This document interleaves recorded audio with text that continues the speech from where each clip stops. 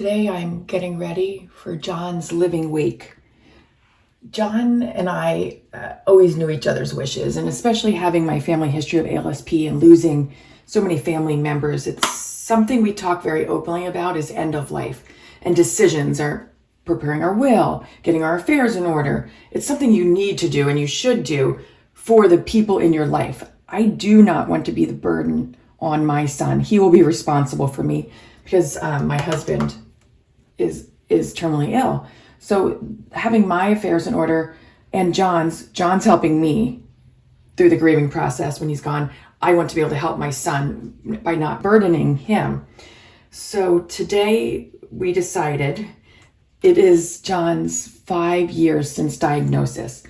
5 years since he was in the hospital with a stroke. They said he had posterior cortical atrophy, Benson's disease, which is a rare subtype of Alzheimer's, and Lewy body dementia. So they told John to hope for the best, but prepare for the worst. And that because of the strokes, and they did not know what was causing the strokes, and they haven't been able to stop the strokes, that most likely he will not survive 2 years. Well, today is 5 years. So it's a huge milestone. And I mean, it's been hard. Don't get me wrong, but I try to celebrate the little victories in our life. And I've adapted my life to make John have the best end of life possible. So we try to have a lot of fun and laugh. And he decided he wanted a celebration because there will be no funeral. He does not believe that people should show up after you're gone. If they're not showing up for you while you're still here, why pay for them to be there when you're no longer on this earth?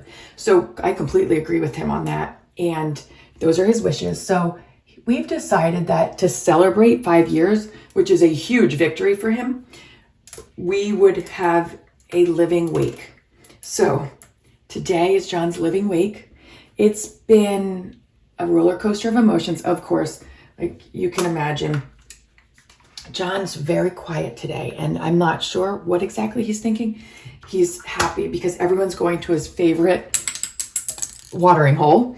The Lebanon Valley Craft Brewery is where we're having the event catered, and we invited everyone that is close to us and John would want to spend time with, hoping that this is so well received and people enjoy John and start to realize how short life really is, and they spend more time with their loved ones or with us, with John, because every Wednesday we're at the brewery because we take our dog. John loves it, and I have learned that I need to take a break once in a while and just live life. So today is his living wake. It's going to be extremely emotional. There's no doubt. We've already been crying, and John's really quiet, which concerns me. His voice doesn't sound right today. He's tired, and he's getting more and more tired, and more is happening to his body that he can't control, and it's upsetting to him. So I know he's also exhausted because when I travel, it takes a toll on him. He has told me that when I travel, he's exhausted worrying about everything because he feels like, okay, he has to be in control of the house, the situations, which he can't really be. But and people tend to visit more while I'm gone and take him places and hang out and talk, which is exhausting for him. So I hope that he can bounce back a little bit for tonight. I'm sure he will, because he's really good at putting on a brave face and making people believe that he's fine. He's fine. And they're like, oh, you're looking great, John. And then he goes home and just collapses. So that's where we're at. I will have a lot of videos and pictures of everyone at the event with John. So wish us luck because it's going to be a lot of tears.